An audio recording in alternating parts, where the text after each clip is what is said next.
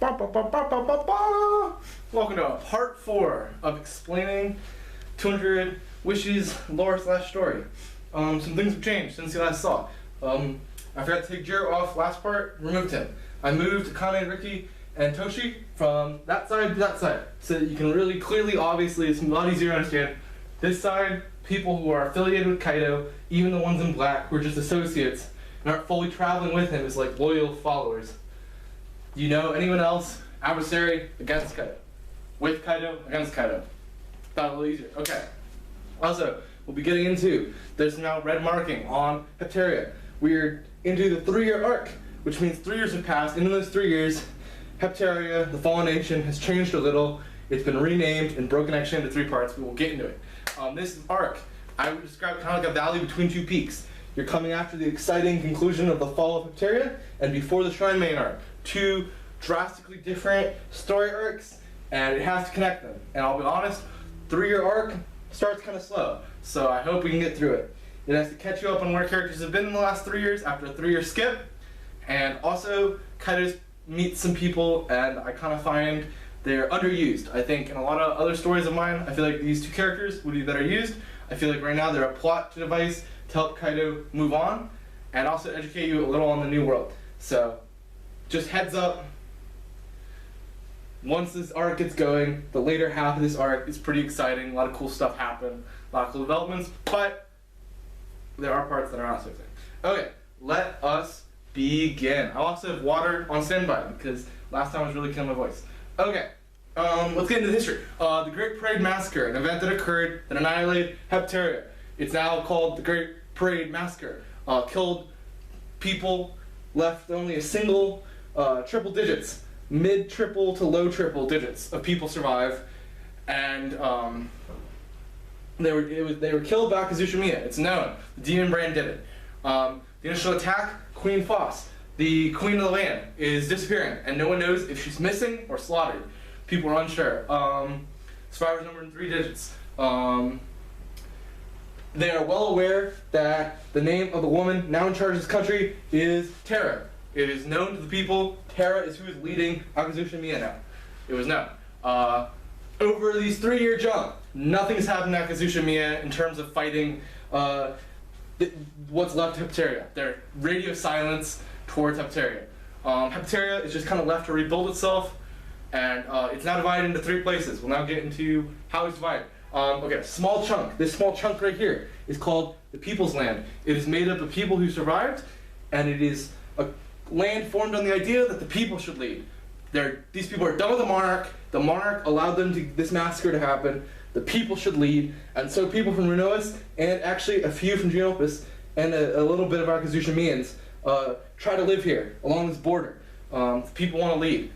They're looking for cheap land. It's super cheap to live in Akazushimiya's land. I'm in the land of the people's land because it's on the border of Akazushimiya, so it's cheap. The majority of the land just goes from Heptaria to the Holy Land of Piasio. Without a monarch, the church is now leading the land. They rename it from Heptaria to the Holy Land of Piasio. Really hammering home that this is what this land's for. Okay, the final chunk, along the ocean. The ocean is almost fully blocked off. Now there's an ocean all along this land. So most of the land is cornered by a piece of Geonopus. Geonopus created a new land, and they took a good chunk, closing in on the other side for a tactical advantage. Now they're at the border, both sides of the Holy Land of Piasio, and this land is called the Land of Living Swords. And it is an experiment by Geonopus to use their soul entrapment technology on people and put them inside swords. They have a new fighting style. They believe that putting people in swords and making a system called the Wielder Saber system that we'll get into will be a new military use. Geonopus, very militaristic. They like to leave themselves alone, but they are always on the cusp of innovation. There is a lot of involvement with Geonopus and Akazushimiya as we get into what has happened these 3 years between those 2. Okay, where are we? Okay. Alright. Renois, only one who has no stake in land. Renois did not try to conquer anything. Akazushimiya did not. Akazushimiya was the victor of that war. On the attack, they did not touch the people. They were quiet. Renois, despite Geonopus and the people kind of fighting over the land, Renois says, we're not interested, because they are full-on hermits. Like, Geonopus just doesn't like talking to the countries, but still is a founder of talking and governing the lands. Renois literally wants nothing to do with them. We'll even get under their trade bans they've started to create, but Renois does not try to stake any claim. Kaido, in these 3 years, he's been training under Ruby. Hate is growing inside Kaido's heart. Kaido's heart is now, he's gone from wanting to rescue his sister and Clara to seriously just wanting to kill the Demon Brand. The Demon Brand killed his parents, everyone he's ever known. He makes a point of saying, you know what, every person he's ever loved is probably dead. Over these 3 years, though, the Demon Brand haven't just been doing nothing. They've been doing public appearances, and the country's love is growing for them even more. They were like celebrities before, now they're even bigger. They're the biggest in the land. Even places like Geonosis and Renois are starting to hear word and like getting the names down, like they're becoming household names. The Akazusha Miya Restoration Project is a project started by Tara. Tara makes a project that repairs towns and homes.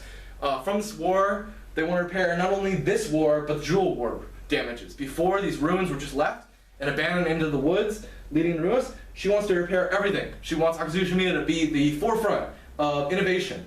And we'll get into more of the other ways that they're doing that. With their enemies gone, they can finally rest. No longer does Akazusha Miyans have to worry that Pterians at any day now could come and kill them. They now can work on restoring their people. Okay, we jump to the Land of Living Sword. I want to skim over this chapter. Again, these are 2 characters who I do not feel like get properly the time they need. We see a girl in overalls. She's running to a test site. Her name is Juniper. I'll put her here. Her name is Juniper. Juniper, like the planet. She's running late. She's trying to get somewhere. She's going to a place called the Sword Test Site. The worker mentions when she gets there, and she says she's here for a test, the worker mentions that she's at least failed once. And she asks if her partner is already there, to which the worker says yes. Her partner, Neo, has been here for a while. He's been waiting for her. Okay, she enters the room, to the waiting room, to wait for this test. They have to go through a trial to get into the test. But she waits, and Neo makes some banter about how he thought she was dead. Because why would Jupiter be late for something that was so important to them? She understands that this could be their last chance to pass this test. If they don't pass this test, it could be over. And she apologizes, and they're called into a room with 3 judges. These judges, this is the start of the saber wielder tests. There's a test you have to do to be allowed to be a saber and leave the country. To leave the Land of the Living Sword, you have to pass this test. And so they have to go through first an interview before they can even take the test. And where's Jupiter? Jupiter Stone, she's 19. And she's an occupation, she's a saber. While her partner is Neo Sand. Both have mineral rock names. And he is 18, and he is the wielder. The combo. This will be it is said this is the 3rd time taking the test. Okay, they have to explain why they failed the last 2 tests and why they deserve to pass take the 3rd time. Jupiter explains that on the first time they caught colds, and they were unable to change the test date. And on the 2nd time, something happened outside of their control, which made it so they could not pass the test. But they claim that with flying colors, they will pass this time. And believe it or not, the judges accept that answer and say they're approved to take the test. They're approved, they can now take the real test. Okay. Ground Zero, this is a crazy fight chapter, but we're skimming over a lot of the fight. Basically, they enter a locker room to a stadium area. They finish their preparations and enter the stadium. The stadium is filled with Geniopians who've come down for amusement to watch this test. This test is a Colosseum-like fight where testers must prove their ability to survive a creature. But survival, it isn't a life or death, because obviously Juniper and Neo have taken this test twice, so therefore you can survive it, but it is dangerous. It is a dangerous test. There are a lot of mechanical beings from Genopus in the crowd, among also swords and sabers. A screen appears, and it spins, and like a lottery system, and it lands on their opponent. Will be something called a radio bear. Another example of a bear showing up. This is a bear with a radio head. It's said that during the revolution, where Genopus was building the Living Sword, they were trying a lot of crazy mechanical beings. A lot of mechanical beings and creations of theirs became public knowledge. One of those is a radio bear, among other monsters. These monsters were found to have no use in military, and so they were now used in the saber wielder tests. Okay, so useful unneeded ones are used in the test. Okay, Neo grabs a sword out of his bag. He's got a bag full of weapons. He grabs his sword, and he throws it up in the air, and he screams, "Let's do this, June! June Stone, first form." Juniper begins to glow, and she disappears, and light begins to fill the sword. Her soul has gone into the sword. This is soul entrainment, but it is a special type of soul entrainment that is used by the land of living sword.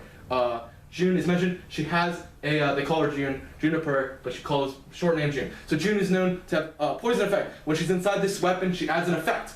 They fight with this bear, and they fight until eventually Neo calls Juniper fifth form, which is where she shoots into a dagger. And then she was in a dagger, that's third form. Fifth form is when she jumps into a chainsaw. So he's now wielding a chainsaw, and Juniper is inside it. The chainsaw slices through the radio bear, the head splits in two, and they pass. And outside, they're given IDs. The administrators say they get an ID, they're now allowed to leave this small corner of the world, and they can go anywhere else they would like, because they are now registered saber wielders.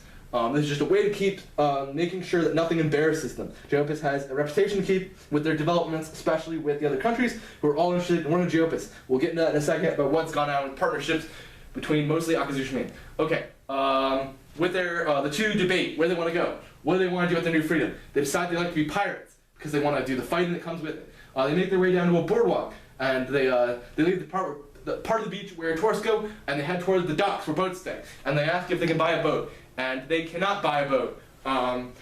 In fact, the man says that a worker says that you will not find anywhere that sells boats because the ocean, we're not allowed to go to the ocean. The ocean is weirdly protected. You cannot go into the ocean. Boats aren't just sold. You have to get government approval to have a boat, and your logs. I mean, there's a lot of details that go into tracking where these boats move. The boats can't go off course by a little. It's a little suspicious. What's out there in the ocean that the government doesn't want you to see, the Geopus Council doesn't want you to see? They don't care. They say they'll steal a boat, and they kind of do that. They climb aboard a boat called the SS Claire, and they're able to knock a worker off and attack another.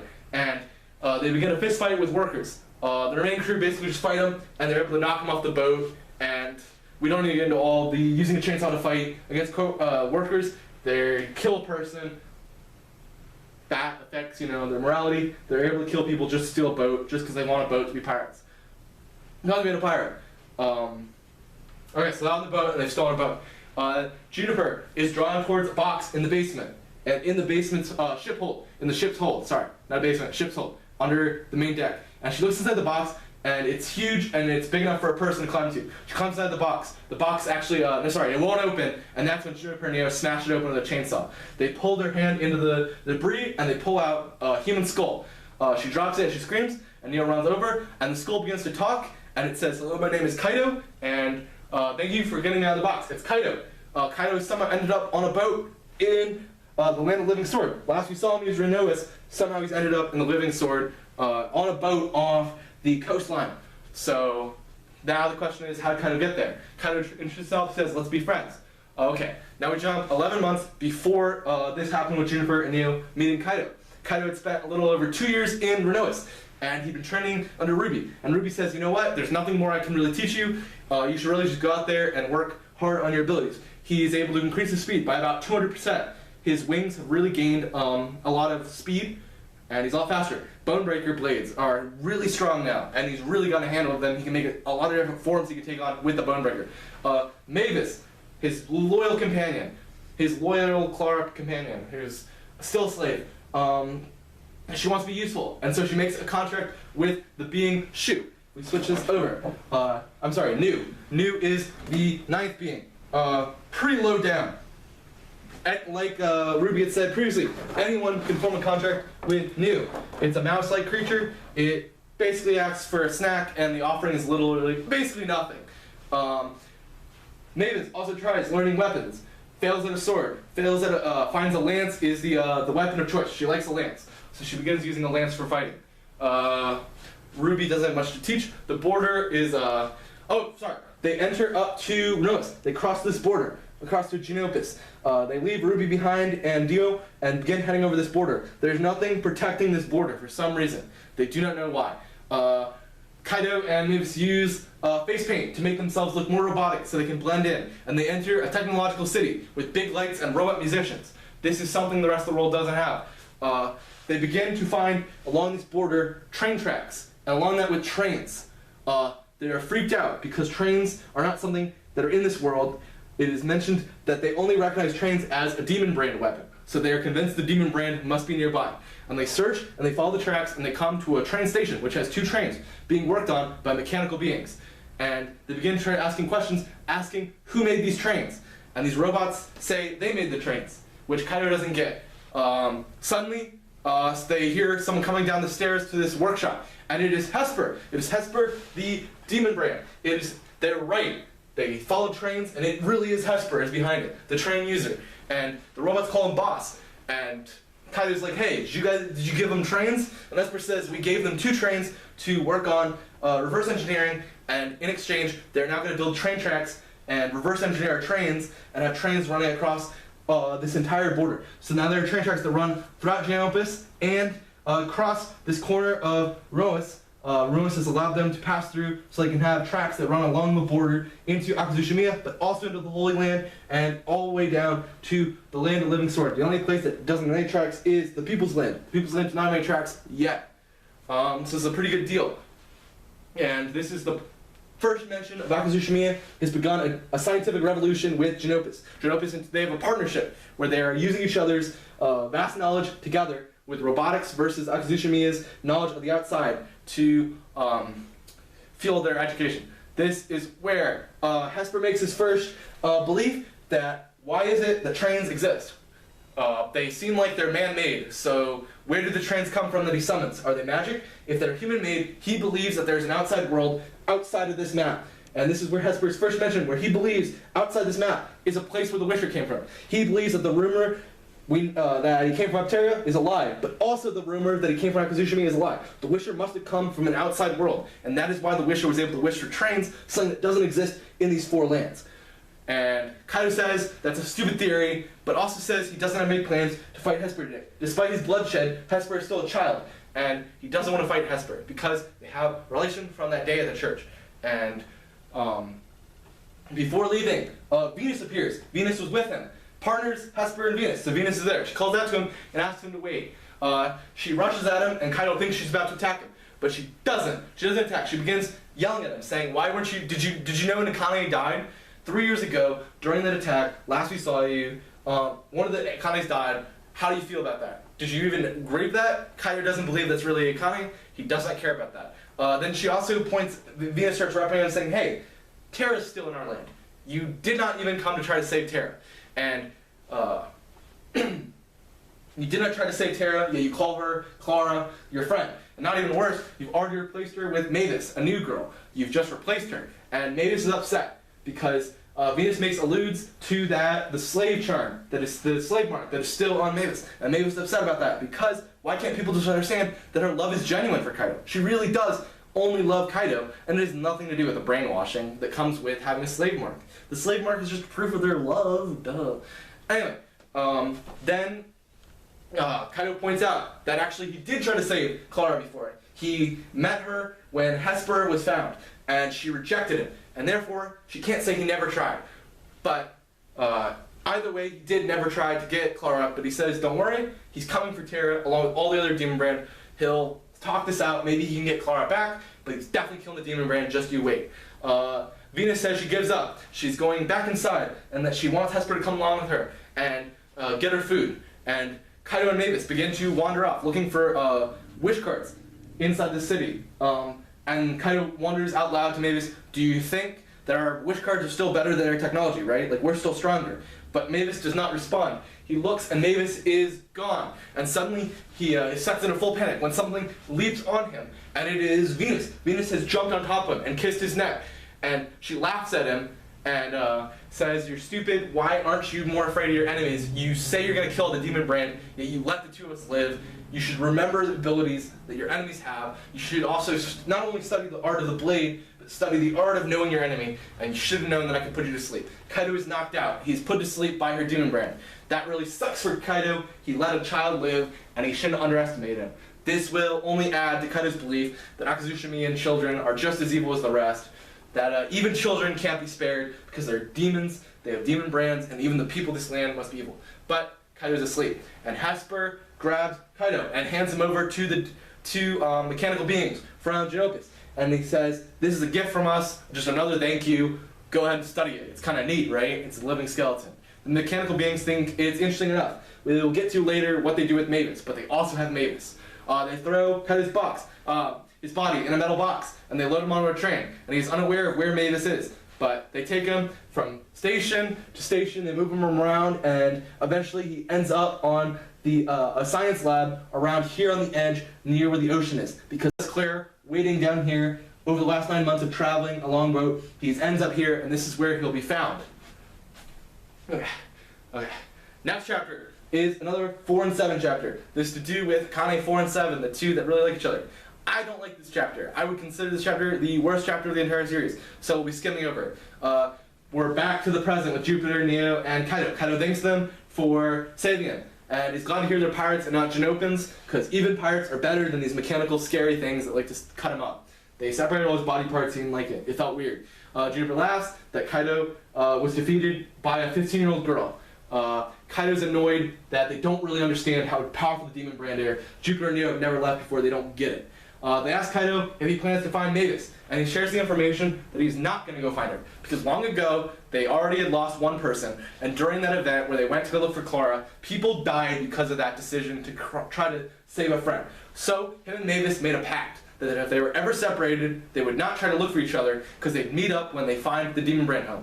Because of course, they both have the same goal, kill the demon brand. So therefore, they'll meet up then. No reason to waste time trying to find each other. He believes that Mavis is powerful, and she can figure it out on her own. I don't know where that confidence comes from. Mavis has basically done nothing this entire series besides whine and say that she's scared. But apparently in these 3 years, she's gotten stronger. We'll see. Kaido agrees to be part of their crew on their pirate ship until they reach a spot he can get off. They like that. Suddenly there's a sound of shouting from up above the board and says that someone is not afraid to fire. So they run up and they call to Kaido, take the wheel while we fight whoever it is. The person on the other end who's yelling at them, their attacker, hears the name Kaido and says, Kaido, oh man, you guys let him out of the box? Dang, we don't want him unboxed. Suddenly, Akane's jump. It is Akane 4 and 7. They jump aboard and they introduce themselves. That she's Akane 04 and that is Akane 07, the silent Akane. And they wrap around Kaido and they say, we're so happy to see you. And they explain that 4 and 7 decided they wanted to go on a vacation as pirates just for fun. And so they now have bounties. Bounties from the Holy Land of Piasio. The Holy Land of Piasio offers pirate bounties. It's a one-piece thing. It doesn't ever come up. We never really find out what their bounties are. There are no other characters with bounties. They just say they have bounties. I guess pirates have bounties because One Piece. The Akanes want to put Kaido back in the box. They want to bring him somewhere, and they prefer if he's locked up in a box. Because while he's in a box and his pieces are separated, he cannot move. Kaido says he's happy. He says he's happy that he can kill his sister and prove that he's going to kill the demon brand. He says, you know what? It's an honor that my sister will be the first demon brand to kill, because you guys are just copies, so he doesn't even really see them as the real one. A battle fights out. It's a long battle. There's a lot of living sword shenanigans, but Akane 4 and 7 reveal they have learned, quotation marks, the living sword technique, and they start fighting with each other. Akane 4 and 7 switching who's the wielder and who's the saber. This is a taboo. You're not supposed to do that. You're either a saber or a wielder.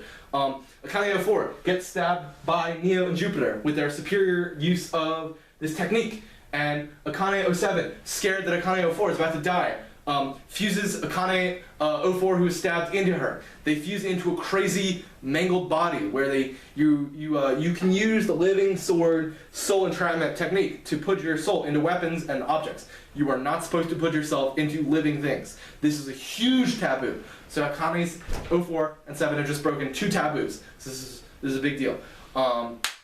Because of that, they are in amazing pain. You should not put 2 souls in one body. That is a big no-no when it comes to soul entrapment. Soul entrapment should not be able to do that.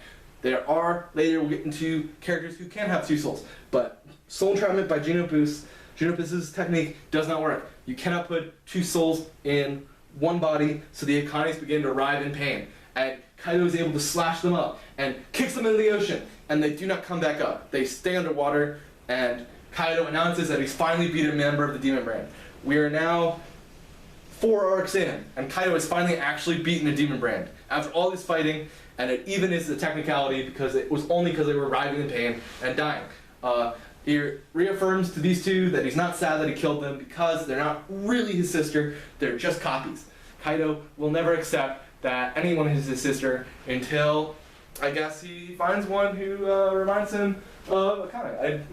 His reasoning for who's really Akane comes up. Whoa. Alright, just getting some water. I want to kill myself. Okay, in the last, we're jumping to Cordelka and Sarki. The Team Twisted. In the last 3 years, they've been continuing their experiments with Foss. Queen Foss is that doll. No one knows that Foss is inside that doll, because the only person who knew was Sasina and Lord Jiro. And Sasina is gone into hiding inside the Demon Brand's home. She doesn't come out a lot. She's kind of mopey, a little emo. And the only other person was Jiro, and Jiro is dead. So that means they are the only two people. Saraki and Cordelka are the only people who know the Foss in this doll, and they use this to the greatest advantage. Inside toy shops around Akazushimiya, there's now a hit new toy. It is called the Foss doll. The Foss doll is a princess doll of Queen Foss.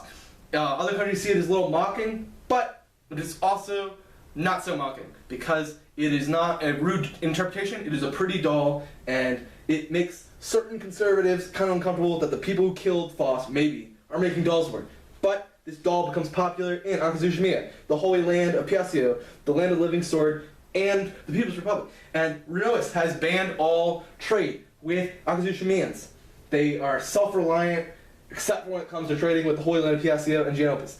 Basically anyone besides the living sword, the People's land, and Akazushimiya. They do not like it. But smugglers are able to, at a higher price, smuggle in these dolls to Renois. So Renois does have these dolls. Remember, the Foss doll is a ticking time bomb. 10 years after Foss was sealed, each of those dolls is about to transform into a girl. 3 years are down, 7 to go. In 7 years, all these dolls that are now inside people's homes are going to turn into the real Queen Foss. It also then, Sarki did not just put any doll in these boxes, she has shifted the mind in an experiment to see if she can affect Foss. She has recreated Foss inside the doll and believes she's changed her mind to affect a subliminal message to harm all those that are, I believe, seen as unjust.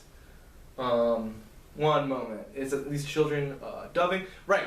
Cordelka and Saraki are seen as heroes because they're donating these dolls even to charity events. They're giving them to orphanages. They are really making sure that thousands of these dolls are out there. They're really the coolest people ever. Really amazing. In estimate, there are 1.5 Foss dolls in this world right now that are inside people's homes. Renois, again, only country that wouldn't do it except for the smuggled ones. So there are a couple.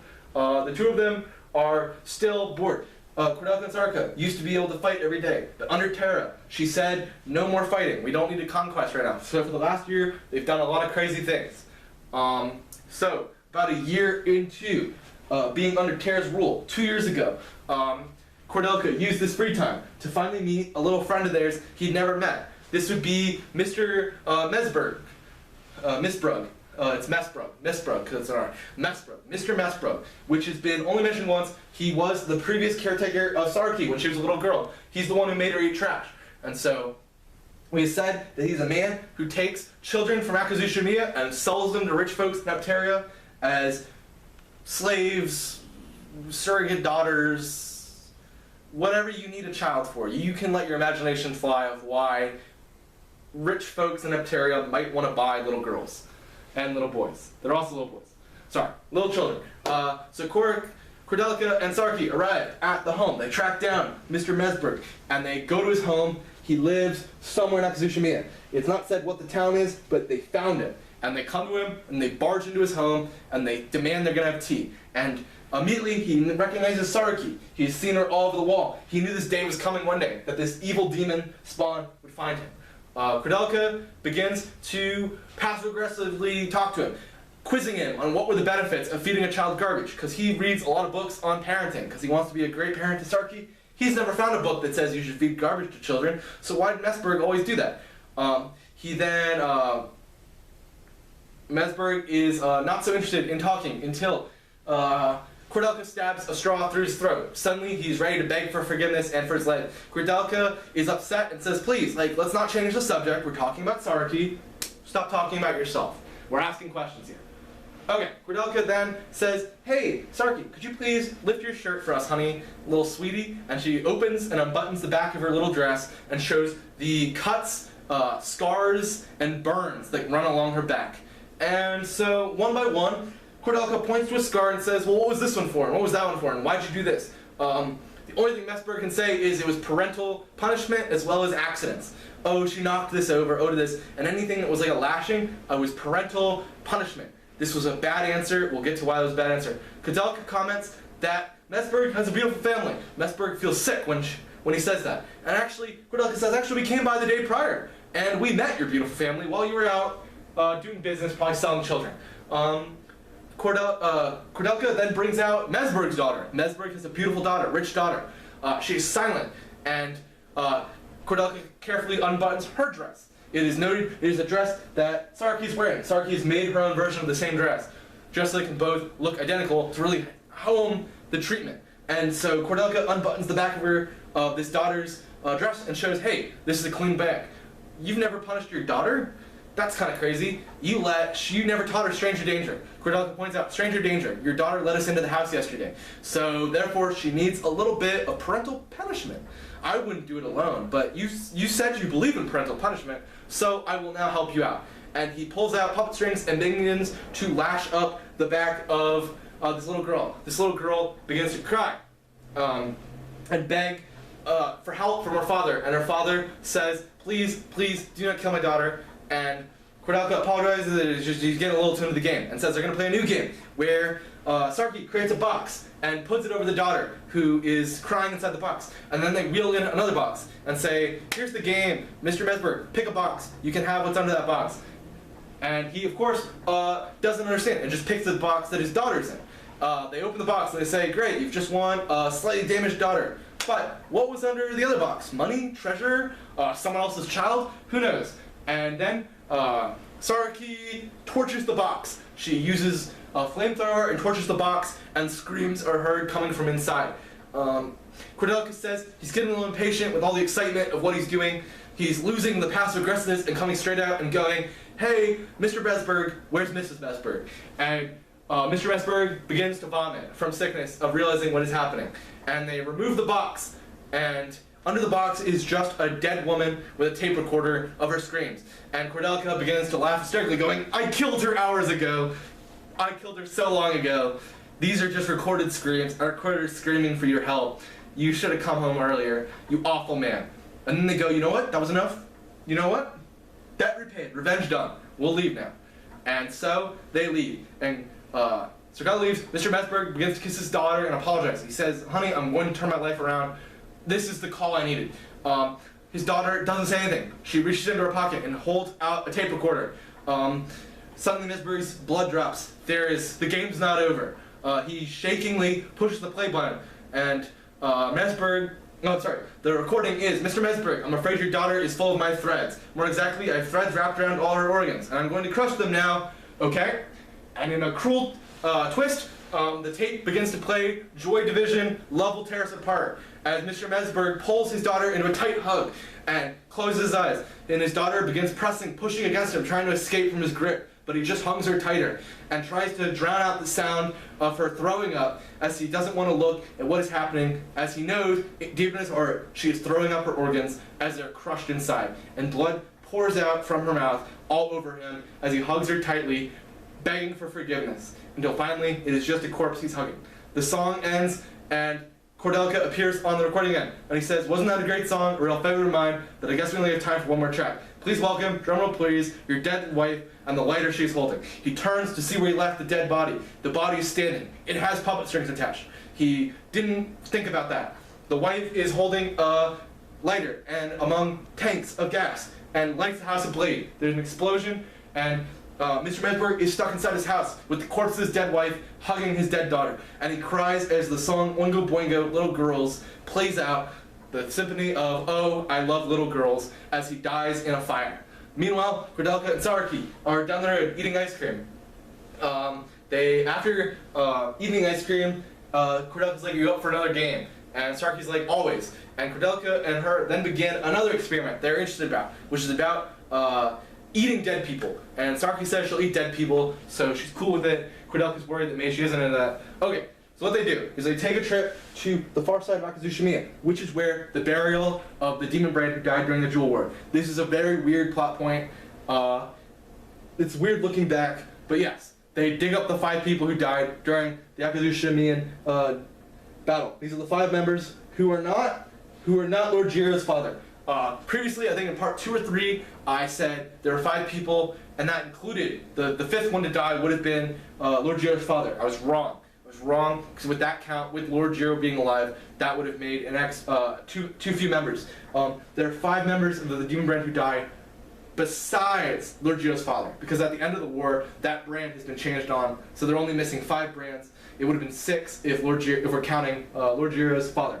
So since Lord Jiro has passed on his brand to his son Lord Jiro's father passed the brand on, there are only 5 who die. Those 5 corpses are dug up here, and they bring them home to the basement where Kordelica and Sarki do their experiments. Kordelica begins the experiment, and then Sarki creates a corpse based on a photo using flesh, and makes a kind of a poor imitation of what these people might have looked like when they were alive, based on just photos that Kordelica has of his old friends. But for this experiment, it's a tag duo, a partnership with Genopus. So they go to Genopus, and they're going to collect a scientist who can help them with soul implantment. This plan involves soul implantment. They need an assistant, so they go to their country, and they are gained a high-level scientist. This scientist is not too extremely important, but her name is Tainam. I'll put her right down here. She's really small. She does not matter that much. She comes up occasionally, but Tainam is the scientist who, from Genopus, she's a high-ranking scientist. Description: she is a white android-like body of a person who's replaced all their skin with plastic, and each of her body parts has little glowing buttons. And when they're pressed, it opens up to reveal the organs and the muscle inside. She is a human in a shell casing, including her face, and she finds it humorous when she laughs to hit the button on her face so you can see the scary, fleshy undertones as if you peeled the skin off a person laughing. She doesn't have eyeballs though. It's mentioned she doesn't have eyes or teeth. Underneath that mask is no teeth. No teeth or eyes. Okay, I don't know why I didn't go into that. It's just a cute detail. I think it's kind of neat. She's always like grandson. Kind of says she cannot help them because she cannot use soul implant placement without a soul. She needs a soul. Their technique involves taking living people and putting their souls into things. She can't just bring among the dead. But the demon brand has so many episodes. They bring Murana, they call for him, and he bursts in, and as he bursts into the lab riding a throne of legs. A throne made of legs with a throne on it. And he wears a golden headpiece that he's created to go along with the new mask he made. He has like a crown. Murana in these last 2 years has been up to some crazy stuff.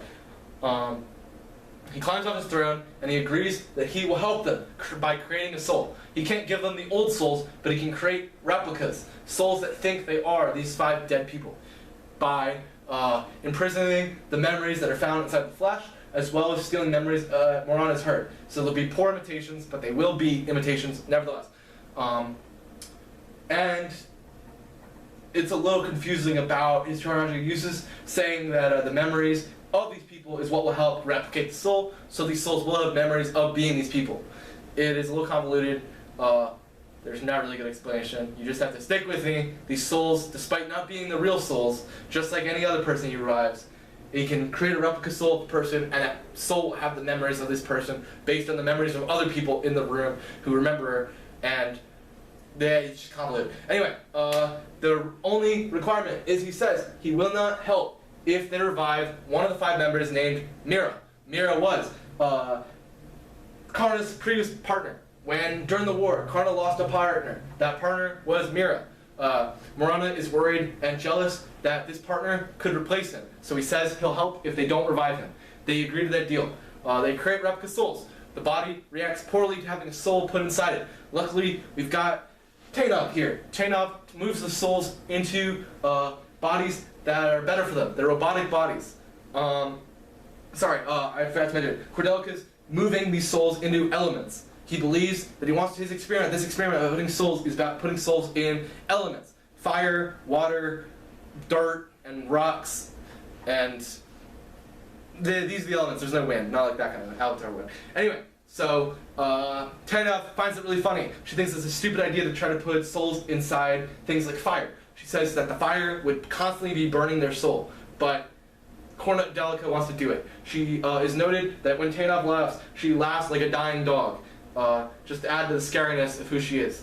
They place the souls in elements, and these elements are put inside machines. The elements are the power source for these machine bodies. They are prototypes that were designed by Rainobu along with Kordelica's ideas. They put the soul element in, and it goes violent. Kordelica mentions they should use restraints next time. They don't. The first soul they're doing is one named Makoto. Makoto, in her mechanical body, stop shaking, and and where am I? And then memories of where she was before she died begin flooding her. And she begins to scream and panic, asking, where is he? Where's the Divine? The Divine had me by his throat. He was crushing my throat. We need to run. Kordelica, we need to hide. He's coming. And she begins to cry. Trying to cry, she just can shake. There are no tears to robots. And the robot begins panicking, having an episode, panicking, thinking about dying to one of the hand of the Divine. It is not said who. It is probably Gento who crushed Makoto's throat. It sounds like the kind of thing Gento would do. So we can just assume it is Gento who crushed her throat. And she begins freaking out, saying they can't win. And they comfort her, telling Makoto that the war is over and it has been 8 years since she died. Makoto is freaked out and asks if they won. And Kordelica is sad to tell her we did not win. And she goes, oh dang, so Hepterias are still alive. They then inform her Hepteria has just fallen 2 years ago. And that makes Makoto feel better. She wants to see Jiro, but then she frowns and realizes the win was only due to Jiro's sacrifice, just like her father. And she's pretty impressed with that. But she's happy they won. She asks if Shino and Uzumi, 2 other dead bodies who were in these caskets that they brought home, they dug up, will be revived. And they said they will, but they aren't bringing back Miro. They share that Miro isn't going to get to come back. Makoto also wants to know, did Karna ever get to tell Jiro about their love? It is made even more clear that every member of the Demon Brand was well aware how much Karna loved Lord Jiro. And they say that she got rejected boldly after distance, and share about how Sasina had been in a relationship with Jiro. And Makoto finds that funny. They continue this process, and they create 4 units, and they call them the Flames of the Fallen, is what they're calling the 4 dead demon brands who have been brought back in robot forms inside elements. And it is noted they cannot use their demon brands. The demon brands will not return to them. They've found new homes. They're going to be kept in the basement, and Tainab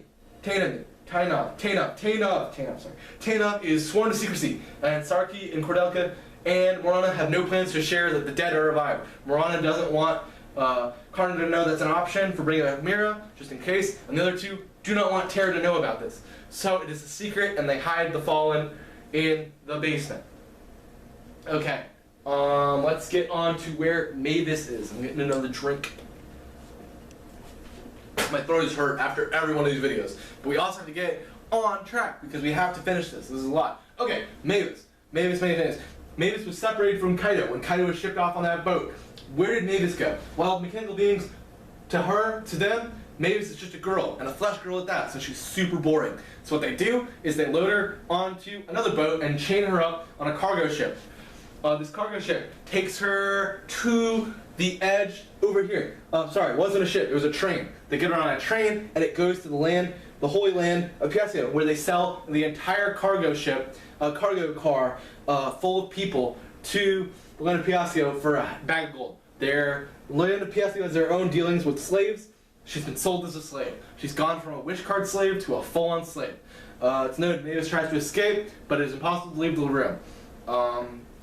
There's a lot of people in this car. It is mentioned there are people from Nuas, people from the People's Land, and even people who might be from Akazushimiya. All 3 groups are present. That could also mean maybe the land of the living sword are there. But it is mentioned there are no Geonopas.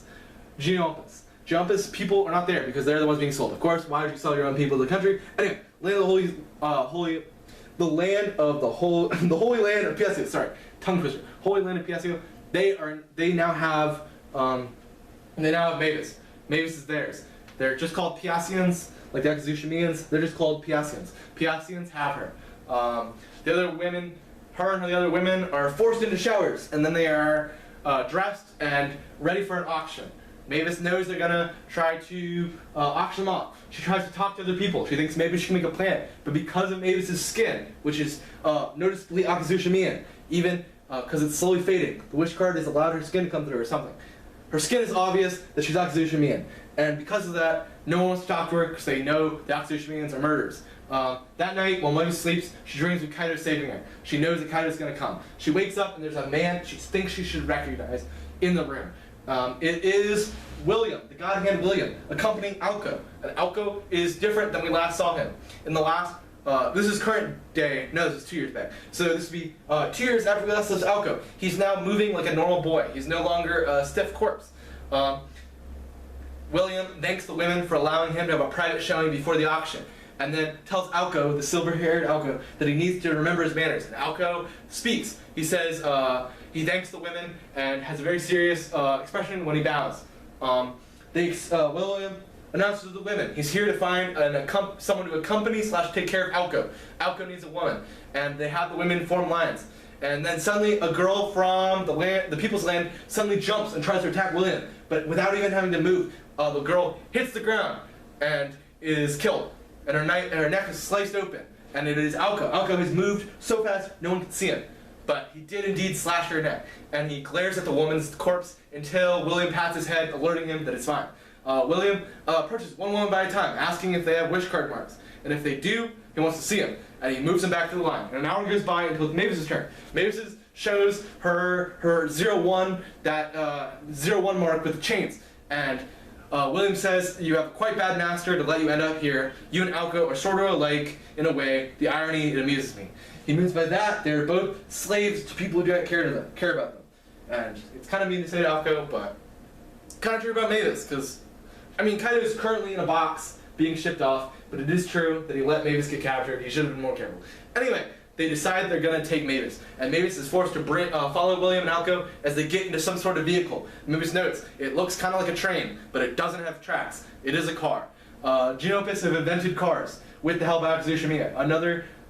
Sorry, not with the help. This is a partnership with the Holy Land of Piasio. So these two countries have invented cars. Genopus has also helped Akatsushimiya make trains. So technology is advancing quickly now with all this modern technology. It is noted that William knows what a car is. So that a car is something that shouldn't belong in this world. It is from the outside world. So that's interesting. Why does William know what a car is? Anyway, they return to a palace. It is noted the palace in the Holy Land of Piasio is the same place the palace was in Heptaria. Same capital, same palace. They've just rebuilt the palace from the last country, and the church just moved into it.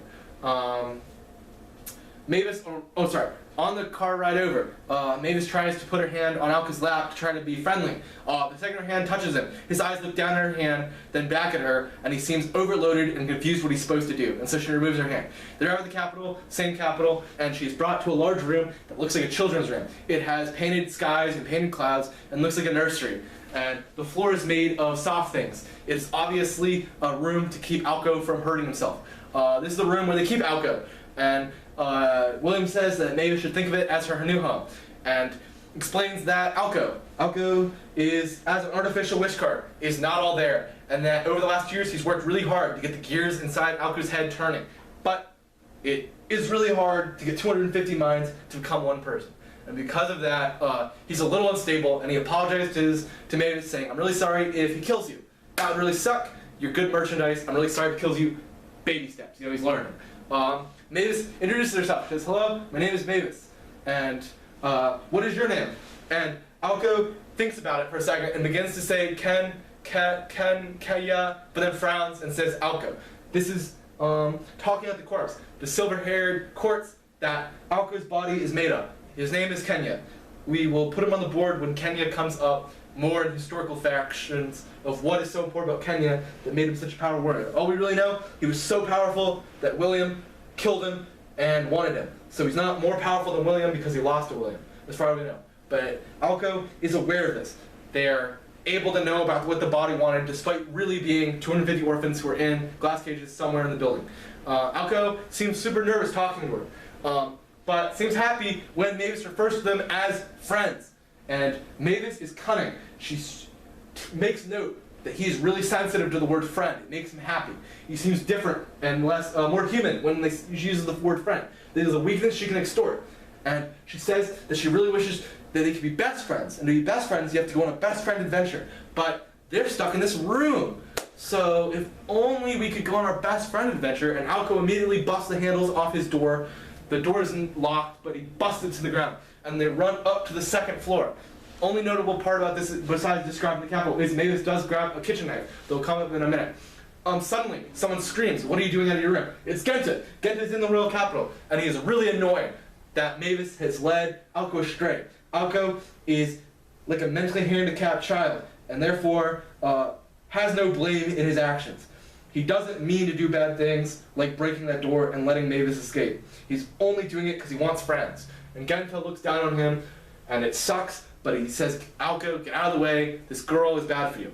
But he grabs Mavis. Mavis does not use the knife yet. And he looks at her and he makes a stance saying she looks old enough to him and that she should come with him. He's going to make a way better use than using her like a maid to take care of Alco. Mavis turns to Alco, whose eyes were widened with some sort of fear. It's noted Alco is afraid of Genta. Genta scares Alco, and so he's not moving.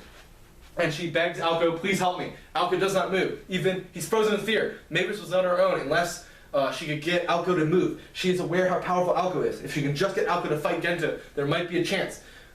She pulls out the knife and stabs it into the chest of Genta, which Genta just laughs off, pulling out a coin from his pocket and goes, "Dang, how lucky is that?" Or "How unlucky for you." And then reminds her that he is Genta the Divine, the bearer of the divine luck. And you cannot beat him because he has the luck of Piacio on his side. And it is truly that you're not an unlucky person, but that he is just so dang lucky that something like a coin could block a knife. Mavis reaches her hand out to Alco again as she's being dragged away and says, "Alco, please stop him." And Genta demands, "Go back to your room." And Mavis says, "Genta isn't their friend. You know, friends don't hurt friends, so Genta's not his friend, and you shouldn't listen to other people." And Alco suddenly jumps in front of Genta in a snap. Alco goes from standing across the room to now he's in front of Genta. But he doesn't attack, he's just looking straight into Genta's eyes. And his eyes are empty still. Alco is still thinking. Mavis struggles to find her voice as Genta, with frustration, is squeezing down in her neck. And Genta says, "Trash, get out of my face." And Mavis begins to use it. She says, "Trash is the opposite of what you call a friend."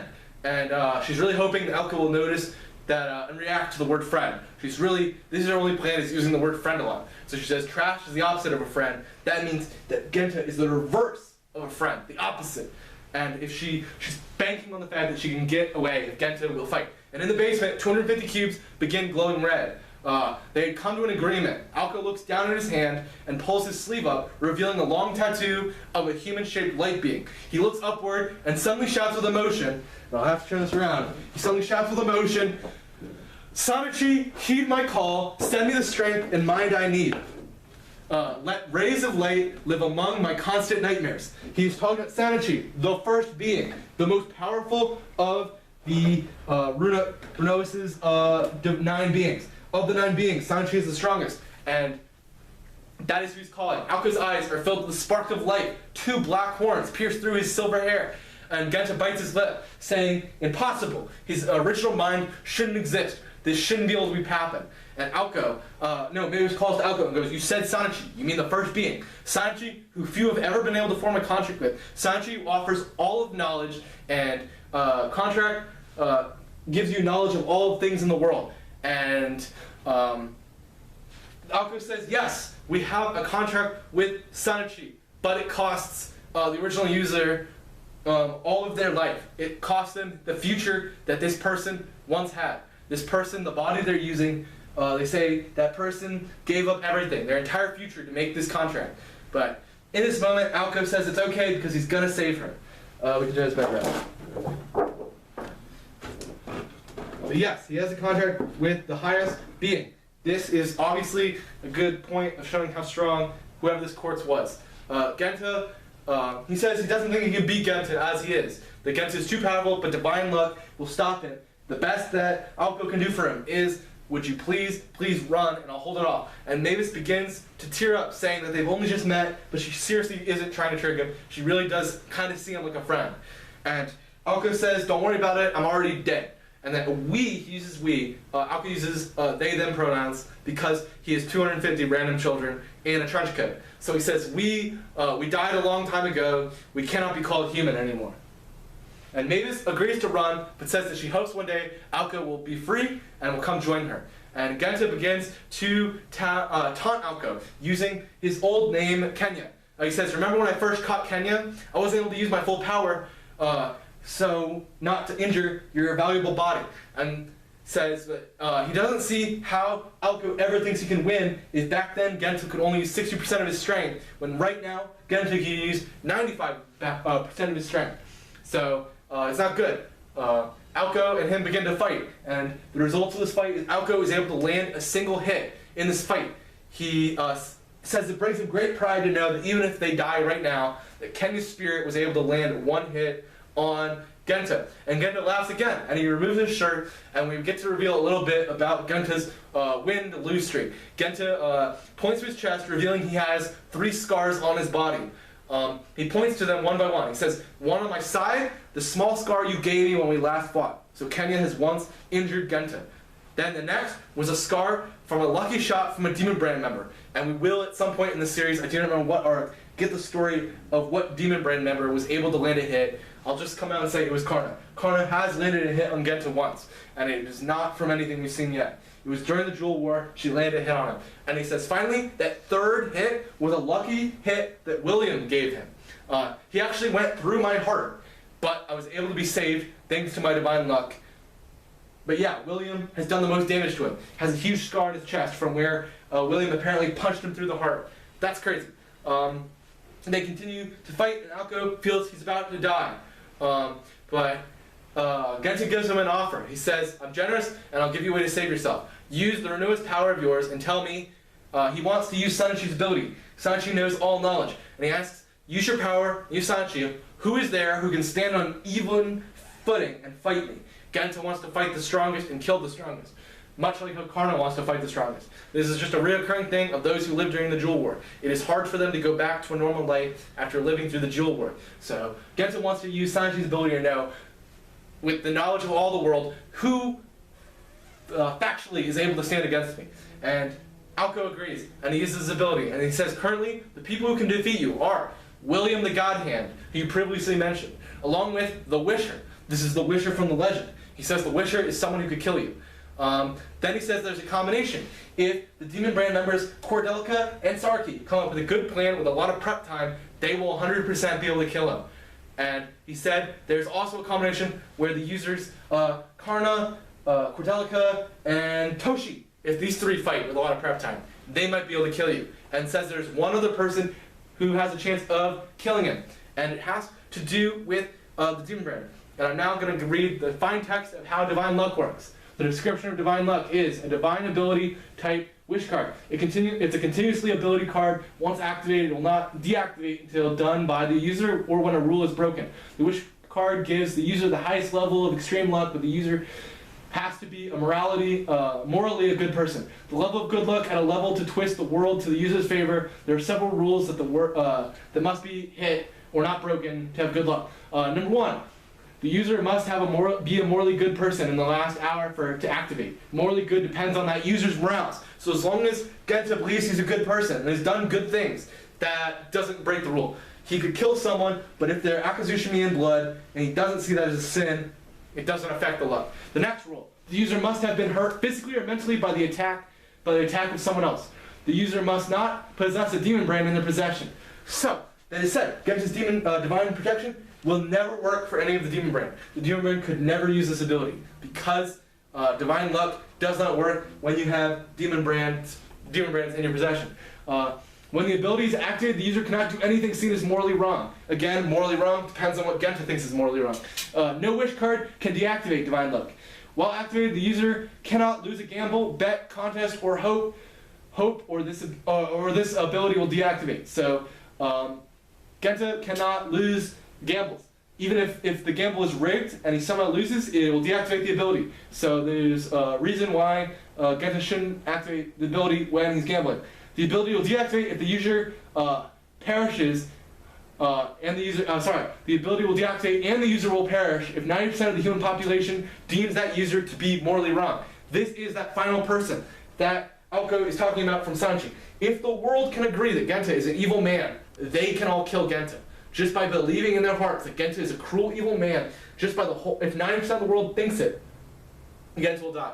Gento doesn't believe that there ever could be a time when 90% of the population could agree on anything, let alone an 18-year-old person. And he knocks Alko out and drags him back to his room in the basement. Once there, he hands Alko off to some knights to treat his injuries and reattach any of the missing parts. I mentioned Alko loses an arm in that fight. It really doesn't matter. It's reattached right there. As Gento leaves, he remarks that he hopes that artificial wish card 1, that Kenya doesn't try to break through and take over the body of Alko again. He hopes that Kenya's soul will just get out of the way because it's a real pain. But he is wrong. Unknown to possessed of. In fact, it is completely different. It is still Alko in control. Those 250 brains inside the glass case are able to see the memories of the body, Kenya. And they are, like a child watching a TV show, their favorite hero, are amazed, and Kenya has become their hero. He represents everything they believe a good person is, and they want to be just like him. So they are pretending they are Kenya. They want to play superheroes, and the superhero they chose is Kenya. And so they contacted Sanachi. They were able to use the body's connection to Sanachi, and they pleaded their case. All 250 said, hey, we are Kenya's successor, and as such, we should be allowed to use the contract without any new rules. Kenya thinks that's, Sanachi thinks that's really funny. Divine being who doesn't really do many things, he just goes, okay, sure, you guys can use my abilities, so there. That's pretty funny, we'll do it. And so that is how Alko is able to use Sanachi. Kenya is not alive. Kenya is still dead. His soul, if it's in there, is still asleep. Meanwhile, Mavis has made it outside the royal castle and is continuing to run in town. She said she's going to wait a night, spend the night there, waiting for Alko to come outside. And if Alko does not show up and find her, she'll leave the town and continue looking to find Kaido. Notable, Mavis says she's going to find Kaido. When Kaido wakes up in a year, he will not be looking for Mavis. This is another example of how Mavis is being controlled by the demon, by the wish card, that she cannot imagine not trying to save Kaido, despite they had a verbal agreement that they would not do that. So, really shows who cares about the other more. Yeah. Okay. After the fall of Terra, the land was divided into three. That's weird. My apologies. It looks like it just repeated the last one. I'm sorry. This chapter starts off with a refresher. My apologies. I was a little confused by my slideshow. After the fall of Terra, the land was divided into three parts. These three parts are three parts. Over the 3 years, the land's existence, there would be many lands would come into the borders, attached by the idea of being burned. This is the old song. I'm sorry, my presentation's a little off.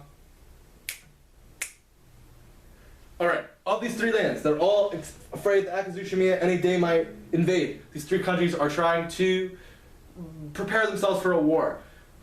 Mina, in the Demon Brand, we're back to present day. Terra calls a meeting. This is a monthly meeting, just monthly they have a meeting. In attendance this day are Terra, Toshi, Karna, Murana, and Hesper. Karna announces that she is planning an attack, the first attack from Akazushimiya on Terra. Terra is not cool with that. She's like, hey, when are you going to tell me you're planning to make an attack? Karna immediately takes a knee and says, Lord Terra. They're gone to referring to her as Lord sometimes, when in a formal setting, and say, Lord Terra, please give us your blessing. It is time we attack the people's land. They're easy targets, an easy first step into conquering the land. It just makes sense. We can also get rid of a bunch of wish card users on our quest, not to conquer the world, but to capture Piacio. She says that also she doesn't feel like she truly needs permission from Terra, explaining that she thinks at this point in time the Demon Brand work more independently. And she says that they're in smaller subsects right now with different commanders, and that they all, although under Terra, should be able to work independently. And she says she can name 3.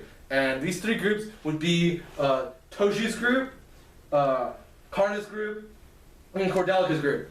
And Terra agrees, acknowledging that right now that would be, oh, sorry, and I also mentioned that Hesper's team would count under Cordelica, because Hesper has been assisting Cordelica's team, so Hesper and Venus have been assisting Cordelica and Sarki with their plans of developing science. Hesper makes a note, he's not actually under Cordelica, it's not like he's his commander, but Hesper is in a partnership with them for scientific reasons. They want to expand scientifically. Tears of Muse, she says that Karna's ran the money, that you could identify these three groups as the science, military, and home defense groups, with Karna being their military, Kordelica leading the science charge, and Toshi is in charge of home defense, protecting the border and such, and defecting their home. But Terra is open to hearing their plan. Karna explains she has a plan that'll leave a big goose egg, 0 casualties for their side, a way where they don't have to use any soldiers, it will just be the 3 of us. Terra asks, who 3? Because you've got Karna and Morana, who's the third member? She says that this is including Akane 05. Akane 05, her loyal assistant. That is who will be coming. Toshi is furious with this. He says that he's confused and wants her to make it clear that she's not trying to undermine him by stealing one of his team members.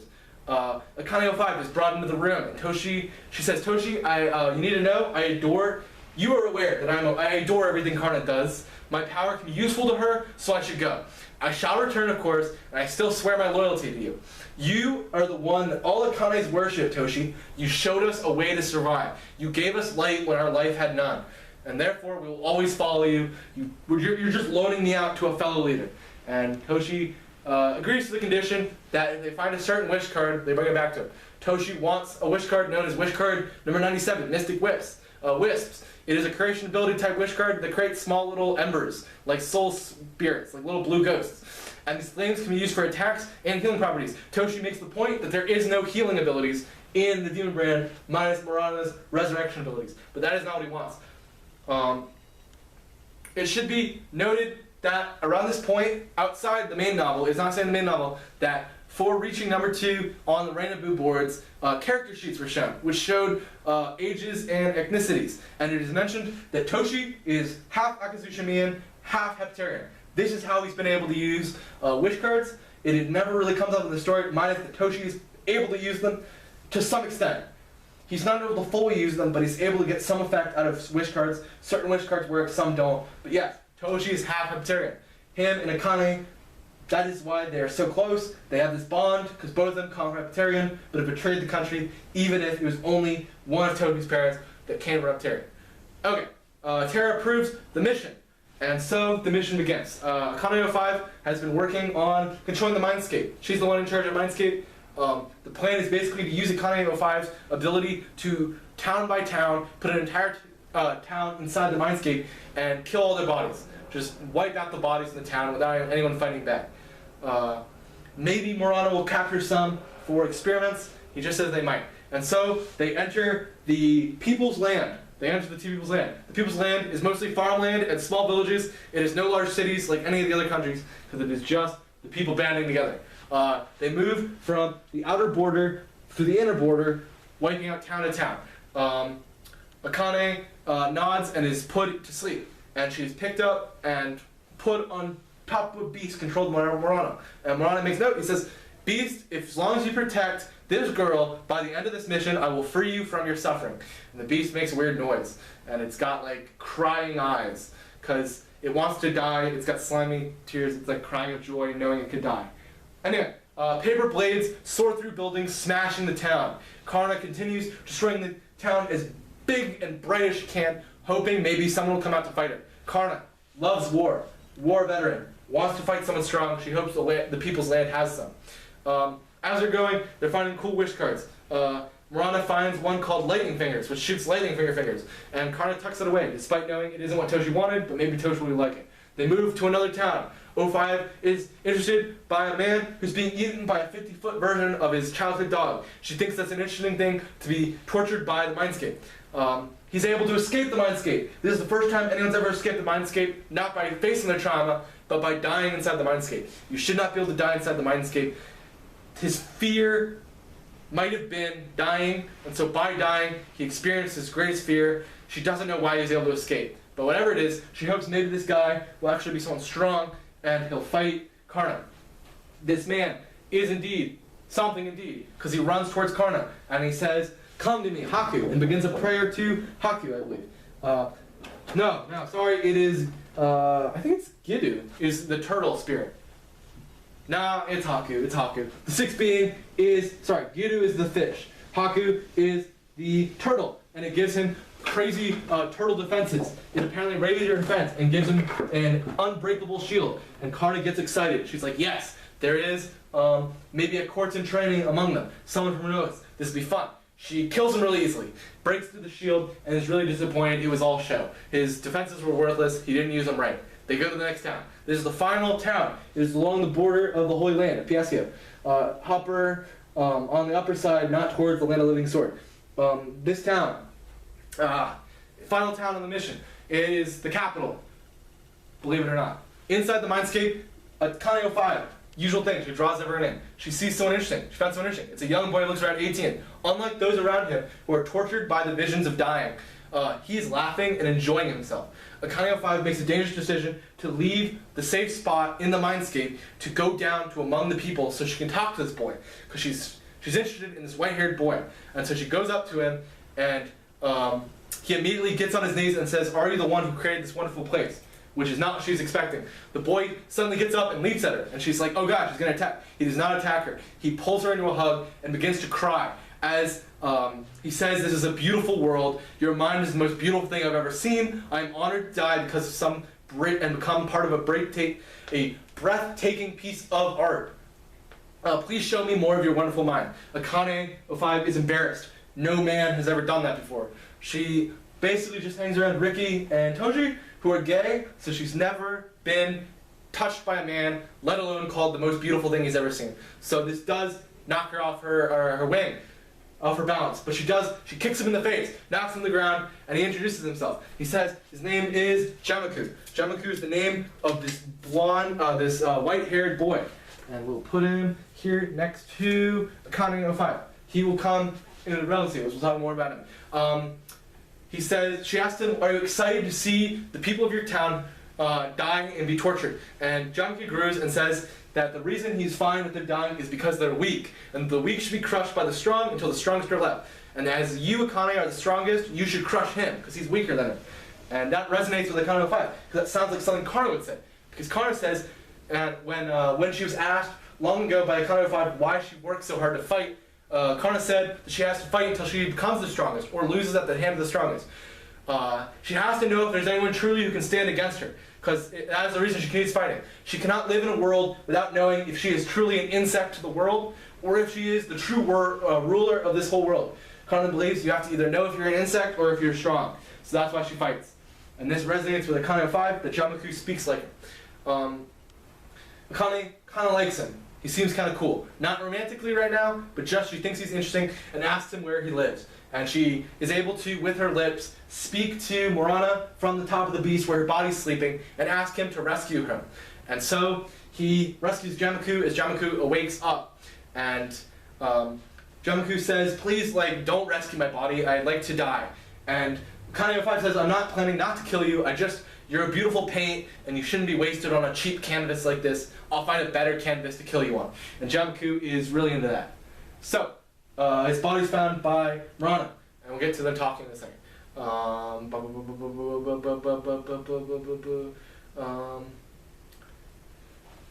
Morana gets the body, he dug through some rubble, and he picks up the boy's sleeping body, and puts the body next to Kaneo 05's body on top of this beast. And he wakes up, and he says, "You must be an angel." And Morana laughs and says, "Five said you were weird, and so you are. Now, what I want from you is to protect the Kaneo 05 body." And he says he'll protect his goddess to the end of the earth. And he begins walking around and begins pointing his fingers. He puts his fingers into a gun position and says, "Bang!" And people begin to drop. And he says, "Bang!" And another person drops. And blood pours from the people. He points his hand out and says, "Bang!" He jumps off the being and begins cutting their fingers off and proceeds to try to eat them. Morana thinks this is weird, and Jamaku explains that he uses a wish card called finger bullets, which allows the user to fire invisible bullets from their fingers, but they must point their hands together like a gun with both hands, and they actually say the word "bang" and make a hand motion of doing the bang and doing the recoil. If it doesn't happen, if you don't do it, it doesn't work. And then Morana's like, "I get that. That's really cool. Why are you eating fingers?" And Jamaku says he had an impulse to do it, and so he just did it. He's an impulsive person. He just does things. He's special. Akane 05 continues to lie on the back of the monster, motioning for Morana to come closer. She's still in the mindscape holding these people. She says, Marana, do you have any painkillers? My head really hurts. This is starting to wear me out. Kane 05 is reaching her limit. Marana doesn't have painkillers, so he says we're almost done. The people begin to awaken as Kane 05's grip on their minds loosens. But don't worry, because Karna is just murdering people left and right, so it's really cool. The people pray and hope that somebody from the rest of the countries will come save them. But no one likes the people's land. The people's land is a land where the people rule the world. And that meant they stole citizens from all the other countries. So no other country really cares enough about them to come rescue them. They're going to be massacred alone. Karna returns from her rampage. And she sees Marana in the distance, but she also sees the boy next to her, covered in blood, who is Jamaku. And she charged at Jamaku and almost stabs him. But she stops when Jamaku, instead of trying to dodge, just holds his hands out and tries to get hit and try to jump towards a blade. She has the blades not hit Jamaku, and he pouts and is sad that the blades don't hit him and continues chewing on fingers that he has in his pocket. Marana introduces Jamaku as Kane 05's new pet, and Karna doesn't really have any opinion on that. They return to where they first started on the border. They travel back pretty fast, and Toshi is waiting for them, tapping his foot, annoyed. He sees that Kane looks weak and jumps over to her, voids over to her, and checks her head, and she has a fever. He's really upset. He said you had to bring her back unharmed, and a fever counts as unharmed. And Karna says how Toji sounds like a father, but the headache is just because she has a fever, because she's just so cool. Toji hits Karna in the head lightly, and Karna giggles about it. Jamaku follows them through the void, back to the Demon Brand home. He is unsure of what he's really supposed to do. He just wants to follow the Kane 05 because he likes the Kane 05. No one gave him the time of day, everyone just totally ignores him in this conversation. So he follows them, continuing to chew on fingers. He makes his first impression is amazing when he gets to the other side, as he begins to vomit all over the carpet of Toshi's room. With Ricky waiting for Toshi to return, they watch as Jamaku just vomits up fingers onto the floor. And Toshi brings a mop and says, Jamaku, welcome home, mop this up. That's gross. Marana pulls aside before going to the void, home. Pulls aside the monster who is carrying Akane and says, I promise, enjoy your freedom. I will miss you, you were a cool monster. The monster tears up and cries, and its face begins to contort in a way that can be recognized as a smile. And Marana slices its head off, and the soul is finally free to go to the afterlife. It has been tortured for who knows how long, and he catches up with Karna through the void, leaving. That is the end of that chapter. Yeah, I like Jamaku. Jamaku is an interesting character. I think he's funny. He's far from gone. Him and Kane 05 will continue to have fun, but he's really cool. I hope I can portray the funniness he has. I had to cut out a lot of his one-liners. He says a lot of funny lines. He is definitely someone who is looking to die. But he's not suicidal. He just wants to die at Kane's hands. Wants to die at the hands of a cute girl. Kane 05's a cute girl. Okay, let's go. Back. The boat carrying Kaido is sailing between the seas of the land of the living sword and Akazushimiya. So they are sailing this way, towards Akazushimiya, where the Demon Brand would be. The ship continues towards Akazushimiyan ports. The three of them arrive at the port. They hop off. Juniper and Neo head off to go get supplies for food for the next voyage, while Kaido scopes out looking for Demon Brand members. Any signs of them. As they walk around, Kaido notes that these people, the type of people he sees, the people in the town seem normal. They look like any other random assortment of townspeople from his hometown. This annoys him, because they are not murderers, but he says, you know what, at the end of the day, they are complicit by just existing. Their existence is complicit in the fact their country murdered my people. And all these people get to live happy lives because my people were killed.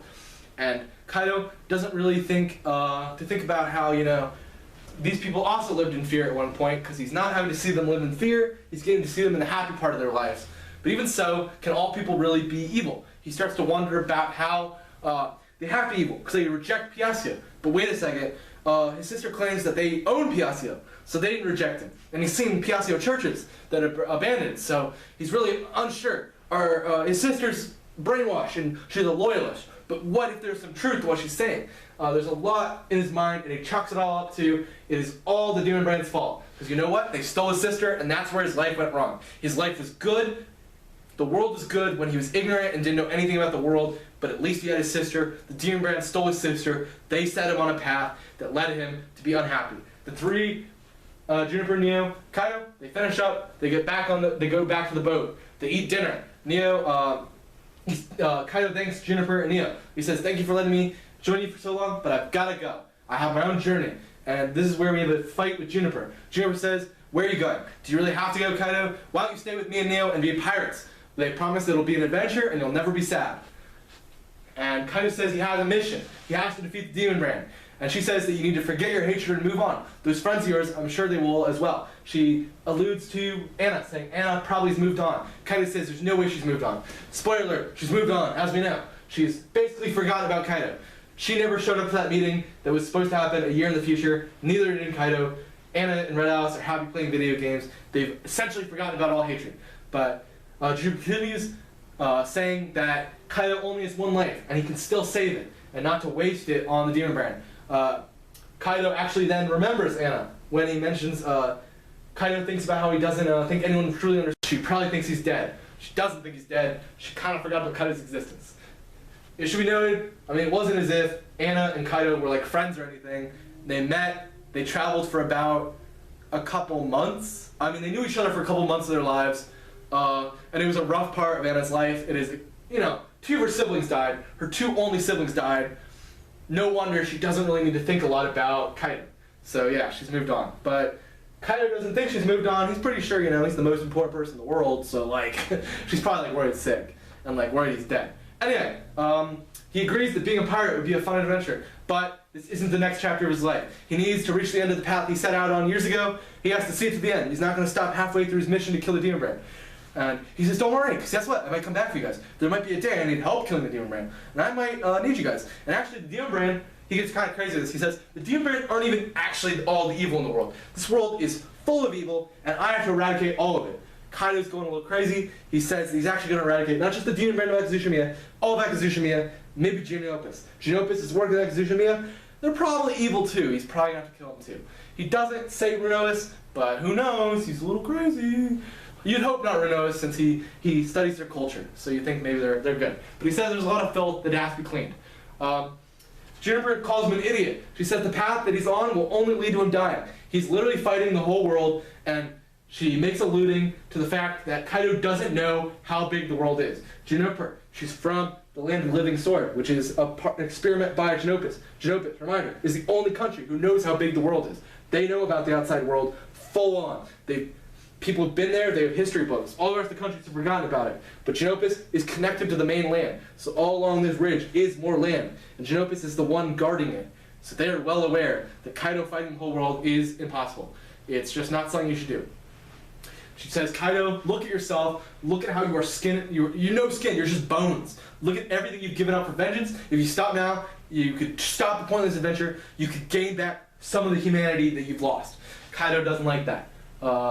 He says he gave up. He says, I gave up recovering what I lost when I went to Renois and gave it all up for the path I chose. I formed a contract with my organs, my skin, and all the body parts in exchange for the power I've gained.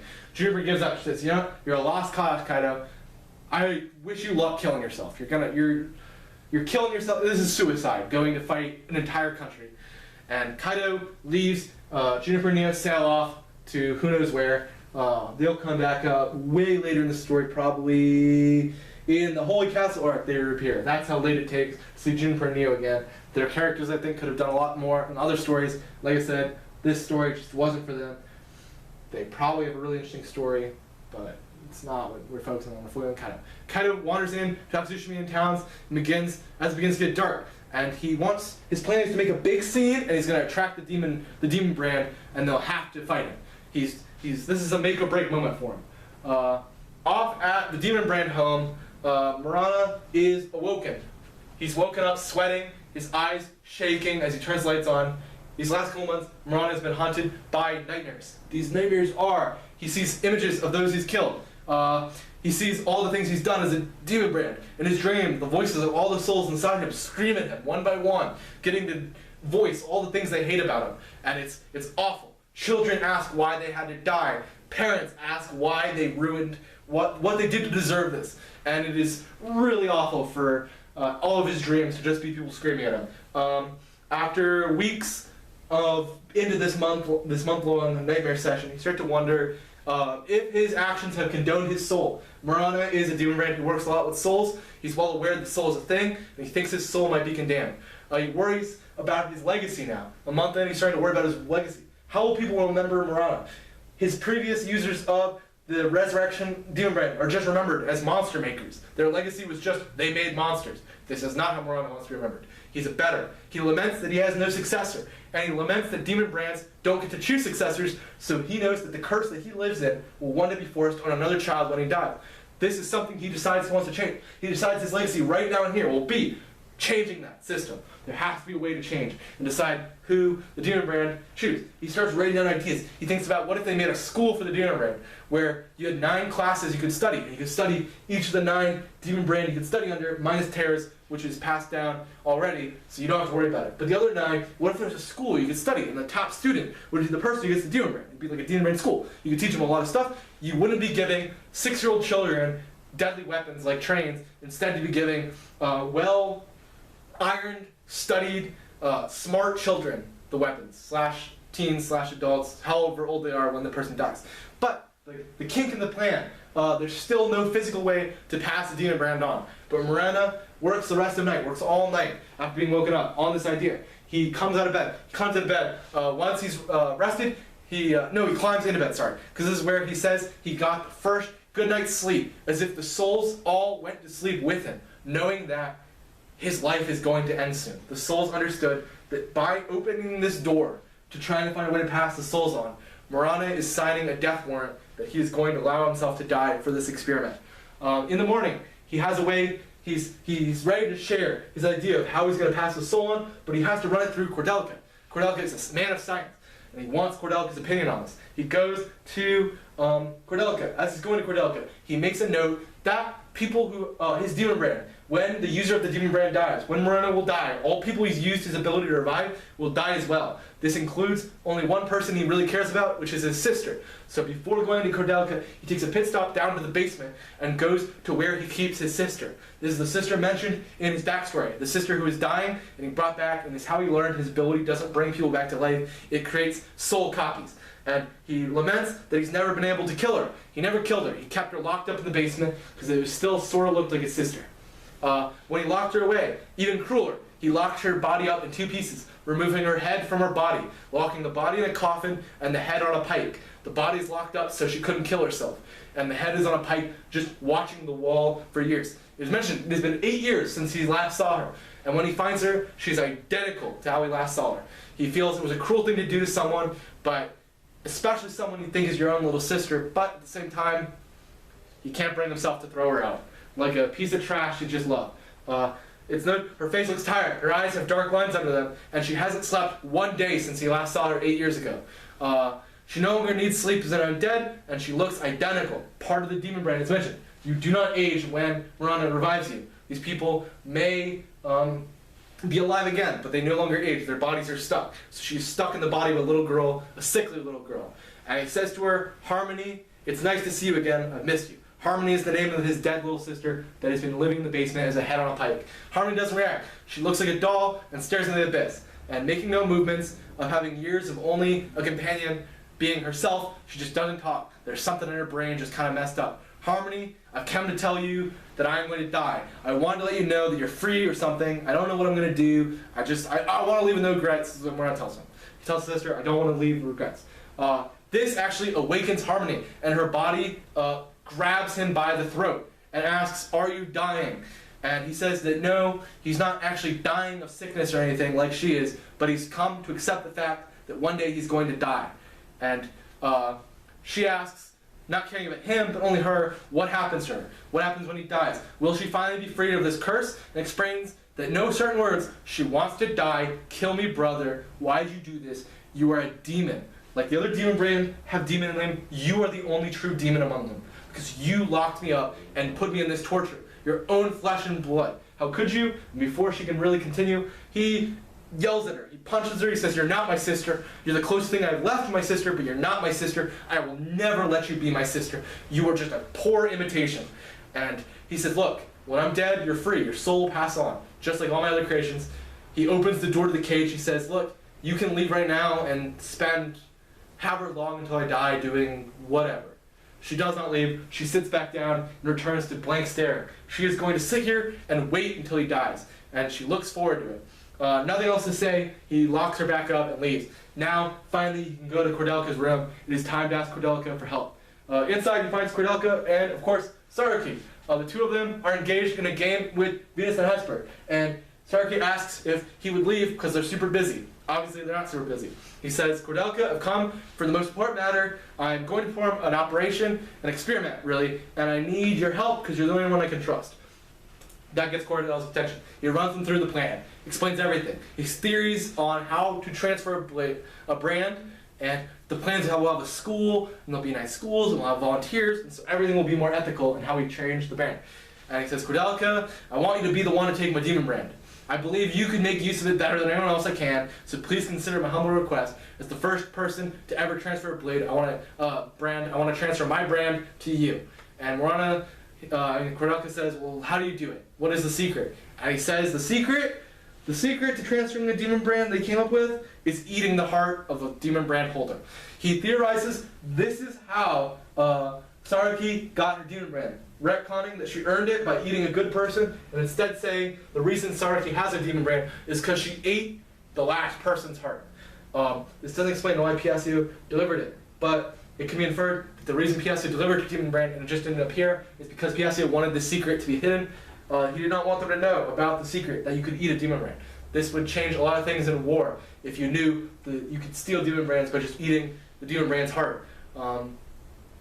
Cordelka shuts it down. He says, look, I'm not eating your heart. You're a good man. And more importantly, Karna loves you. Karna will not let me kill you. She'll be super sad if you die. Marana says, it's for the good of the people. We need to do this. Cordelka says, no, don't rush things. Why don't we start your school first? Start the school, find a successor, then we can work on this. He's not really into that. Morana is not into that. Morana would like to do this now, but he leaves. He leaves shocked that Cordelka turned him away. Morana begins writing a paper. He's going to write a second copy of the theory, so that if one copy is damaged, the other copy can be good. Suddenly, a sound at his door wakes him. He turns around to find it is Saruki at his door. She walks calmly through the door, ignoring his questions of what he's here. Morana jokingly goes, have you come to kill me? Do you want my demon brand? Are you for real? Cordelka said, you're not allowed to have it. Said, none of us can have it. Are you really going to disobey him? And Saruki says, Cordelka is the most powerful, awesome demon brand member, so if she took your brand, Morana, if she takes Morana's brand, then together they'll be even more powerful. And Morana understands that she is serious. There's something wrong with Saruki. There always has been. Who isn't? He fires purple arms made of souls, his ability, at Saruki, but she dodges them. Morana wasn't aiming at her. He crashes into a case behind him, which is full of monsters. Monsters begin to swarm the two of them. Morana has to throw his mask back on. The mask that he wears constantly when fighting, when doing all things, is actually a way for monsters to identify him, and also just to hide his face. The monsters can recognize that mask as their master, so they don't attack him. But this is pretty quick. The monsters begin dropping like flies. They're not being hit by Saruki, so he doesn't understand how. Saruki is poisoning the room. She is spewing gas. This is her gas attack. Morana jumps as far as he can and begins trying to escape. His mask does not protect him from gas, so he needs to escape.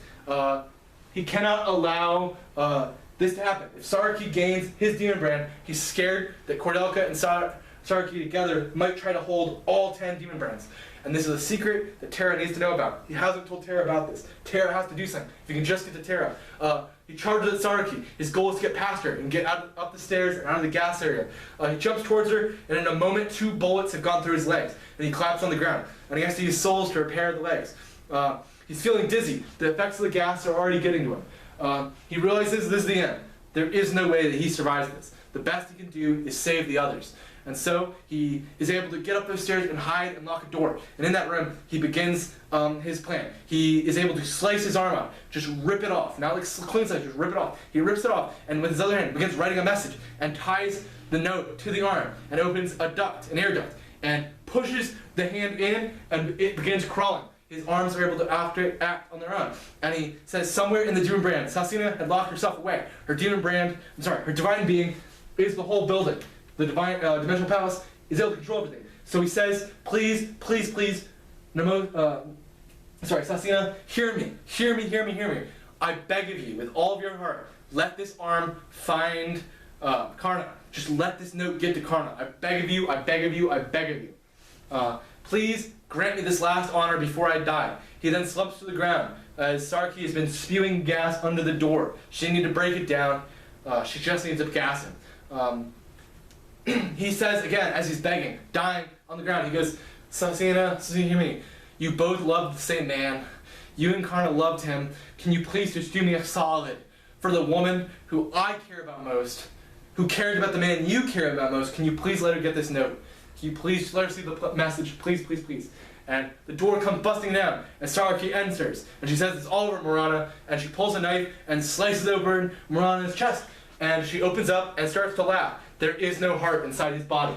She realizes that arm has the heart. He had moved and reattached his heart to the moving arm that is in the ducts. And she jumps into the ducts and begins trying to find where the arm went, where the rest of Murana's arm went, while the rest of his body is dying. As he's dying and his eyes are being cold, he sees Sasina in the corner of the room, and she gives him a cold smile. It worked. His prayers are answered. Right now, Saraka is walking through the vents that are different vent systems than the one where Murana's hand is. And Murana's hand is going to make it to Karna. It's had a direct path, but Sasina isn't open. As she opens a doorway in this room, opening it, where a bag of skeletal remains fall through the door. For some reason, Sasina's brought bones through the room. She points to this skeleton and says, Lord Jiro liked this boy. He mentioned him before, that he was interesting, and it's a shame that none of us ever got to really fight him. And says, Murana, do you know who this boy is? This is something that you created. It is Kaido. She has made Kaido appear. And Murana says he doesn't remember it. And Sasina says, look, you created him like all your creations. You should all die together like a happy family. And it's what you owe Kaido for ruining his life. And Murana says, sure, I deserve it. Why not? Murana's body goes limp, and the only living part left is now that arm with his heart. Sasina gets up, walks in the middle of the door, and returns to something called the empty void, which is somewhere inside her ability. She stays there because she doesn't want to live in a world without Lord Jiro. Her world was Lord Jiro, so this current world that doesn't have Jiro is worthless to her. So she lives in a void where she feels Jiro's presence still. Like a place in between the walls is a place where she still feels held by Jiro. Okay, anyway, the skeleton gets up, Kaido gets up. He realizes where he is, and he's freaking out when he sees Murana's dead body. This is it. This is all he's ever wanted, was to be inside the Demon Brand home. He runs out the room in a spider-like form, beginning to murder anything he sees. Meanwhile, Karna has just woken up, and she feels something touching her leg, and sarcastically tells Murana not to do that. But she pulls down her sheets and finds a single arm losing blood. She grabs it and gently pulls the note and the arm off her leg. She's sure it is Murana's and is scared. And she identifies the hand because it is nail polish. Apparently Murana wears nail polish, that was never mentioned before. But anyway, she sees the note and reads it. And the note says, it explains that he's made a discovery and that he can't tell her everything, but the notes are in his lab. And finally he needs to say that he's sorry. At any moment he says that, he explains that Saraki is chasing me, and I don't long to live. My heart is hidden somewhere, but at this point, the arm is hidden my heart somewhere inside the walls. Hopefully that will give us enough time to protect us from Saraki. And I just want you to know, Karna, I love you. Not in a romantic way. I'm just so happy I met you. You were the coolest fake older sister anyone could ever ask for. Goodbye, Murana. And this riles Karna up a lot. Tears are running down her face. She hasn't cried in so long. She says, stupid, stupid idiot, I could have protected your heart better than you could have. And she begins bursting through the walls. She's thinking fast as she runs. She could find Cordelka, maybe he could stop Saraka. Or she could go and find Terra. Terra might be able to order them. She goes for Cordelka. Cordelka's safe for bet. She begins running down the halls, and what stands in her way, the worst luck, it is Kaido. Kaido jumps down into a defense position and says, oh my gosh, I've been waiting to see you, Karna. I cannot wait to murder you. Karna says, I don't have time for this, and tries to escape past him. But Kaido is putting up a big wall fight and is stabbing at her, and it's slowing Karna down. Karna does not want to fight Kaido. Right now, she just wants to save her partner. That is all she wants, is to save her partner. Unknown to both of these two fighting, Saraki has found the heart and has crushed it, and then eaten it. She ate it whole, without chewing. And now, officially, Murana is dead. Murana has died. I'll take his card off the wall. Goodbye, Murana. He's dead. She ate his heart. Immediately, Kaido and all other monsters in this place drop down dead. All creations are dead and are no longer animated. Karna, seeing it die, understands what this means, but still runs down the hallway trying to reject what has happened. And she screams out into the walls, "Saraki, I will never forgive you." And Terra comes running down the hall, hearing screaming. And there she sees Karna clinging on to a couple bones that are gripping her legs from the grip left over by Kaido. And she runs to Karna's side and asks what's wrong. And Karna says that Murana has been slain and Saraki has stolen his brand. And this is huge. First, Terra's kind of emotional to know a demon brand has killed another demon brand. This cannot leave the walls. If the outside world finds out that their celebrities are killing each other, over. Second, she can feel Clara's emotions. The memories of Clara's time with Kaido, recognizes those bones and understands that someone important to Clara has just died. But Terra rejects these feelings and tries to ignore them. She doesn't want it. She doesn't want it. She doesn't want it, but she still grabs the skull of Kaido and takes it with her. She will be keeping this skull for the time being. Terra runs to her door and uses every door in the house now leads to a ballroom. That now the whole house is a trap to lead you to this ballroom for an emergency meeting. She opens her own door and goes into the ballroom. She's relieved that it worked. She's always, to mention, she's scared of Sasina, that Sasina's loyalty was to Lord Jiro and maybe not to her. But for now, Sasina is doing what she wants. Until finally, one by one, all the members join and show up until Saraki is the last one to arrive. She arrives and makes no attempt to clean herself up. She is covered in blood. Obviously, what she did. From there, they began to analyze the case of what happened. They gathered that Murana was doing an experiment, and that Saraki was not part of this experiment and totally took him by a rush and killed him. And Saraki stood up and begins using purple smoky hands, and like hands shot her side. This is Murana's ability. Karna bites her lip and summons her paper blades, about to try to kill Saraki, but Akane 05 holds her back and says to calm down. Terra sees these purple hands and says, "Okay, the experiment was a success," and Saraki nods. This is proof that Murana's theory was correct. You really can share a demon brand by eating someone's heart. Now the question is, what do you do with Saraki? She's committed a crime and can't go unpunished. Cordelka hugs Saraki tight in a motion of proving they're in this together. Lord Terra, he says, "My dear Saraka, assisted Murana in his experiment. Murana did want to die. This is an attempt to use an experiment. This is the result he wanted, wasn't it? He wanted me to eat him, but Saraki ate him. Same result. And right now, he thinks they need to focus on the future, building this program, doing things in Murana's honor, Let's do what Murana wanted. Let's ignore who ate who." And Karna is angry, looking at Terra, and makes her own case, saying this isn't the first time Saraki's eaten a person. She's a loose cannon. We cannot let her go unpunished for killing 2 people. But Terra's conflicted, because Saraki is literally one of the strongest. With Cordelka backing her, they're the strongest people in the demon brand. She cannot make an enemy of them or lose them. So she proposes a banishment, where they'll be banished over here to the old castle, where the demon brand castle, the old royal castle that's in ruin. Karna feels that's a too light sentence, and Venus and Hesper say they're actually going to go along with them to the banishment, which they say is kind of weird. And actually, Terra says no. Venus is not allowed to leave the demon brand home. She will stay in this home as she has her whole life. But Hesper and Venus both support the scientific developments that Cordelka has been making. And so they request a special key from Sasina that will allow them to return to the demon brand home, and they will do almost like a divorced couple. They will spend weeks switching back and forth, making sure Venus is always back in time to arrive. And Terra makes a note of saying, look, if anything ever happens to Venus, if Venus is killed by either of you, she will release the parade, killing herself on these 2. She'll kill Cordelka and Sarka.